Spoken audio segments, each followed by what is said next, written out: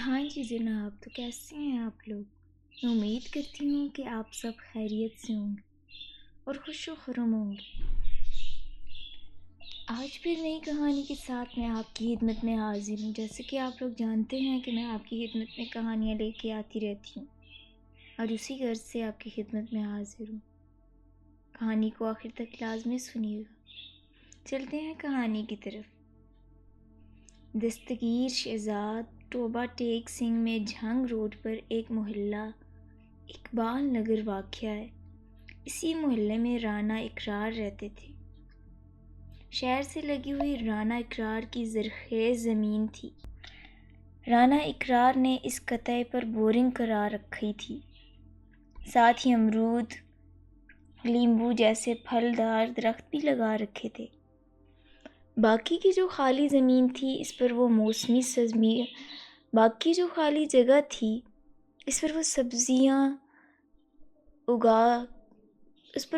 سبزیوں کی پیداوار کرتے تھے۔ رانا اقرار کے کنبے میں بیگم اقرار کے علاوہ دعا، فوزیہ اور سارا نامی 3 لڑکیاں اور اکلوتا بیٹا ساحر تھا۔ بھائی بہنوں میں فوزیہ سب سے چھوٹی تھی۔ تینوں بیٹیوں کو دھیان میں رکھتے ہوئے انہوں نے بچت کرنا شروع کر دی تھی۔ انہوں نے بینک میں کھاتے کھلوائے تو نیشنل بینک کی میرج پالیسی بھی لی۔ اس کا ثمر یہ ملا کہ جب شادی کے قابل ہوئیں تب رانا اقرار کے ہاتھ موٹی رقم تھی۔ رانا اقرار نے مناسب لڑکے تلاش کر کے باری باری دونوں بیٹیوں کے ہاتھ پیلے کر دیے۔ بیٹیوں کی شادی کے کچھ عرصے بعد رانا اقرار کی بیوی اقرا اچانک بیمار پڑ گئی۔ رانا اقرار نے پہلے ٹوبہ ٹیک سنگھ میں اس کا علاج کروایا، فائدہ نہ ہوا تو اقرا کو علاج کرانے فیصل آباد اور لاہور میں لے گئے۔ ڈھیر ساری رقم خرچ کرنے کے باوجود اقرا صحتیاب نہیں ہوئی۔ بتایا جاتا تھا کہ ان پر جادو کیا گیا ہے۔ اس کا جسم مسلسل گھٹتا رہا۔ آخر کار ایک دن وہ کنبے کو روتا بلکتا چھوڑ کر چلی گئیں۔ ان دنوں ساحر 23 سال کا تھا اور فوزیہ 14ویں سال میں داخل ہوئی تھی۔ پھر 5-7 سال یوں ہی گزر گئے۔ اب فوزیہ الہڑ نہیں رہی تھی۔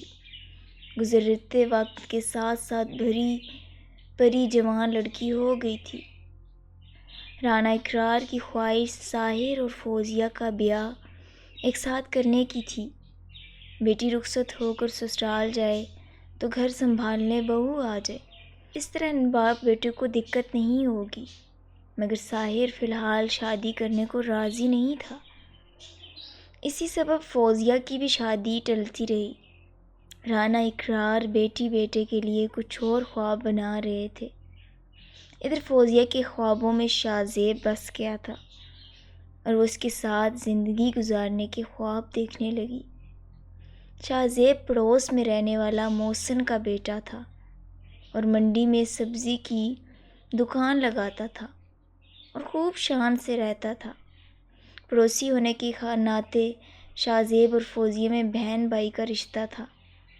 بچپن سے وہ اس رشتے کو مانتے بھی تھے، مگر ایک دن دونوں کا رشتہ بدل گیا اور وہ دونوں ایک دوسرے کی محبت میں ڈوب گئے۔ رانا اقرار اور ساحر صبح گھر سے نکلتے تو دوپہر کا کھانا کم ہی گھر آ کے کھاتے تھے۔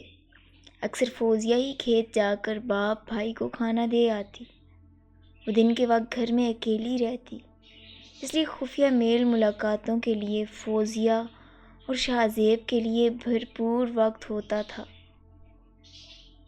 نایاب مرد وہ ہیں جن کے کردار کی خوشبو پا کر عورت خود ان سے محبت کا اظہار کر دیتی ہیں۔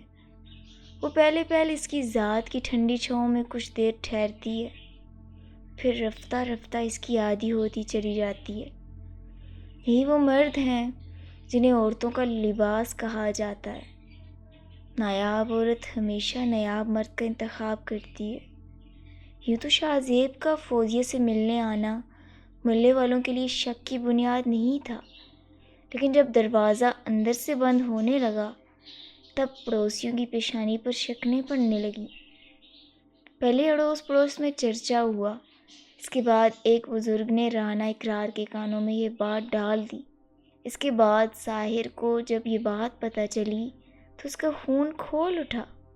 اسی وقت شاہ زیب کی چمڑی ادھیڑ دینا چاہتا تھا، مگر رانا اقرار نے دنیا داری سمجھا کر اسے روک لیا۔ بیٹا، جوش سے نہیں، ہوش سے کام لو، اس نے بیٹے کو سمجھاتے ہوئے کہا۔ مار پیٹ کرو گے تو ہنگامہ ہوگا، اور ایسے ہونے پر بدنام ہماری فوزیہ ہوگی۔ تم چپ رہو، میں فوزیہ سے بات کروں گا۔ ساحر خون کے گھونٹ پی کر رہ گیا۔ اسی شام کو رانا اقرار نے فوزیہ سے اس کے اور شاہ زیب کے سلسلے میں بات کی تو وہ صاف صاف مکر گئی۔ فوزیہ شاہ زیب سے پیار تو کرتی تھی، مگر گھر والوں کا لحاظ بھی تھا، اس لیے اس دن کے بعد وہ محبوب سے میل ملاقات میں احتیاط برتنے لگی۔ نفس وہ بھوکا کتا ہے جو انسان سے غلط کام کروانے کے لیے اس وقت تک بھونکتا رہتا ہے جب تک وہ غلط کام کروا نہ لے، اور جب انسان وہ کام کر لیتا ہے تو یہ کتا سو جاتا ہے، لیکن سونے سے پہلے ضمیر کو جگا دیتا ہے۔ دوسری طرف ساحر کو فوزیہ کے بیان پر یقین نہیں آیا تھا۔ پیداوار فروخت کرنے وہ منڈی جاتا ہی تھا، اس لیے اس نے شاہ زیب پر نظر رکھنا شروع کر دی۔ اسی دوران ساحر نے نوٹ کیا کہ شاہ زیب پہلے کسی سے فون پر خفیہ طور پر بات کرتا ہے، پھر منڈی چلا جاتا ہے۔ روز دوپہر کو یہی ہوتا تھا۔ ساحر کو یقین ہو گیا کہ وہ کہیں اور نہیں، اس کی بہن سے ملنے جاتا ہے۔ اندھی محبت ہو یا اندھا اعتبار، دونوں مل کر انسان کو گہری کھائی میں گرا دیتے ہیں۔ ایک دن ساحر منڈی سے ہی شاہ زیب کے پیچھے لگ گیا۔ شاہ زیب کا تعاقب کرتے ہوئے وہ محلے تک آ گیا۔ جب کہیں نظر نہ آیا تو اس نے دروازہ اندر سے بند کر لیا۔ ساحر شاہ زیب کو اپنی بہن کی عزت سے کھیلنے کا وقت نہیں دینا چاہتا تھا، اس لیے وہ فوراً دروازے پر جا پہنچا اور زور زور سے کنڈی پیٹنا شروع کر دی۔ کچھ منٹ تو لگا، مگر فوزیہ نے بدحواسی کے عالم میں دروازہ کھول دیا۔ ساحر نے اسے خوب پیٹا، اس کے بعد فون کر کے باپ کو بلا لیا۔ رانا اقرار گھر آیا تو اس نے بیٹی پر ہاتھ نہیں اٹھایا، مگر سنجیدگی سے بولا، بیٹی میں تم پر اعتبار کرتا تھا، کیا خوب صلہ دیا ہے تم نے میرے اعتماد اور یقین کا۔ تمہاری کرنی سے آج میری عمر 10 سال کم ہو گئی۔ اس کے بعد وہ بھی دونوں ہاتھوں سے منہ چھپا کر رونے لگا۔ باپ کے آنسوؤں نے وہ کام کیا جو دنیا کی دوسری کوئی طاقت نہیں کر سکتی تھی۔ کنبے کی آبرو برقرار رکھنے کے لیے فوزیہ نے لمحہ بھر میں شاہ زیب کو بھول جانے کا فیصلہ کر لیا۔ اسی عہد کے ساتھ وہ اپنے باپ سے لپٹ گئی اور پھوٹ پھوٹ کر رونے لگی۔ مجھے معاف کر دو بابا، اس نے باپ سے عہد کرتے ہوئے کہا۔ وعدہ کرتی ہوں آئندہ کبھی شاہ زیب سے تعلق نہیں رکھوں گی۔ ایک انسان مر جائے تو صبر آ جاتا ہے، مگر جب ایک زندہ انسان آپ کے لیے مر جائے تو کبھی صبر نہیں آتا۔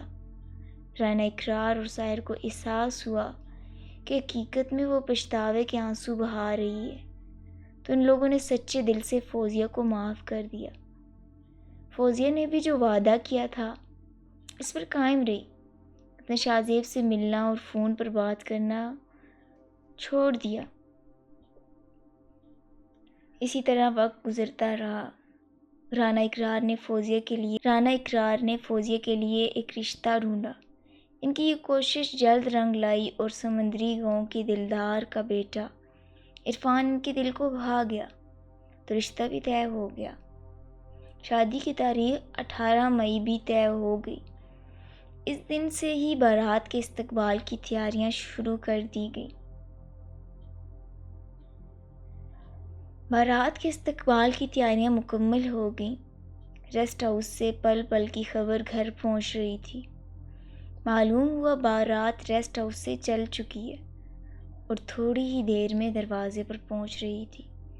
اس خبر سے میزبانوں میں بھی جوش و مسرت کی لہر دوڑ گئی۔ والدین کبھی غلط نہیں ہوتے، اگر ان سے غلط فیصلے بھی ہو جائیں تو ان کی نیت صاف ہوتی ہے اور انہی کی دعاؤں سے تقدیریں بدل جاتی ہیں۔ فوزیہ دلہن بنی گھر میں بیٹھی تھی۔ اس کے پاس اس کی بڑی بہن دعا بھی بیٹھی تھی۔ بارات کی آمد کی خبر سنتے ہی فوزیہ یہ دعا سے بولی، باجی مجھے رفع حاجت کے لیے جنگل جانا ہے۔ پہلے تو دعا نے منع کیا، مگر جب فوزیہ نے اصرار کیا تو بولی، اچھا جاؤ جلدی سے فارغ ہو کر آ جاؤ، لیکن یاد رکھنا بارات دروازے پر لگنے والی ہو تو دلہن کا باہر جانا منحوس مانا جاتا ہے۔ فوزیہ نے پانی سے بھرا لوٹا لیا اور چپکے سے باہر نکل گئی۔